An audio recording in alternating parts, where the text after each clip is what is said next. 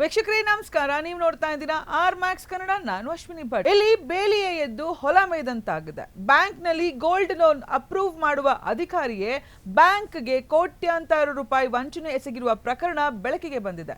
ನಕಲಿ ಚಿನ್ನ ಅಡಮಾನ ಇಟ್ಟು 1.5 ಕೋಟಿ ರೂಪಾಯಿ ಸಾಲ ಪಡೆದು ಬಳಿಕ ಅದೇ ಹಣವನ್ನು ಉದ್ಯಮಿಯಿಂದ ಪಡೆದು ಬ್ಯಾಂಕಿಗೆ ಕಟ್ಟಿಸಿ ಪರಾರಿಯಾಗಿರುವ ಆರೋಪ ಕೇಳಿ ಬಂದಿದೆ.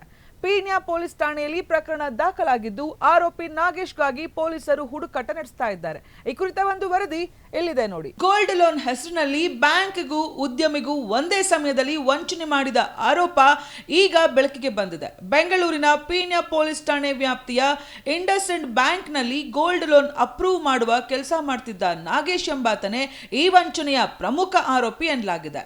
ಸ್ನೇಹಿತರ ಹೆಸರಿನಲ್ಲಿ ನಕಲಿ ಚಿನ್ನವನ್ನು ಅಡಮಾನವಿಟ್ಟು ಅದನ್ನು ಪರಿಶೀಲಿಸಿ ಸಾಲ ಮಂಜೂರು ಮಾಡುವ ಅಧಿಕಾರವು ನಾಗೇಶ್ಗೆ ಇದ್ದುದರಿಂದ ಅದನ್ನೇ ದುರುಪಯೋಗಪಡಿಸಿಕೊಂಡಿದ್ದಾನೆ.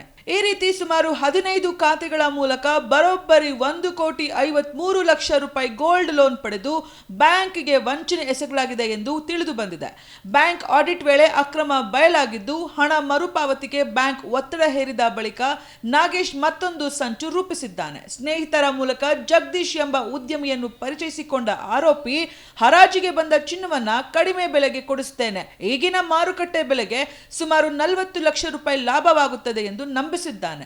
ನಾಗೇಶ್ ಮಾತನ್ನು ನಂಬಿದ ಉದ್ಯಮಿ ಜಗದೀಶ್ 1,53 ಲಕ್ಷ ರೂಪಾಯಿ ನೀಡಿದ್ದು ಆ ಹಣವನ್ನು ಬ್ಯಾಂಕಿಗೆ ಪಾವತಿಸಿ ನಾಗೇಶ್ ಪರಾರಿಯಾಗಿದ್ದಾನೆ ಎಂದು ಆರೋಪಿಸಲಾಗಿದೆ. ಬಳಿಕ ಬ್ಯಾಂಕ್ಗೆ ತೆರಳಿ ವಿಚಾರಿಸಿದಾಗ ತಾನು ಮೋಸ ಹೋಗಿರುವುದು ಜಗದೀಶ್ಗೆ ತಿಳಿದು ಬಂದಿದ್ದು ಪೀಣ್ಯ ಪೊಲೀಸ್ ಠಾಣೆಯಲ್ಲಿ ದೂರು ದಾಖಲಿಸಿದ್ದಾರೆ.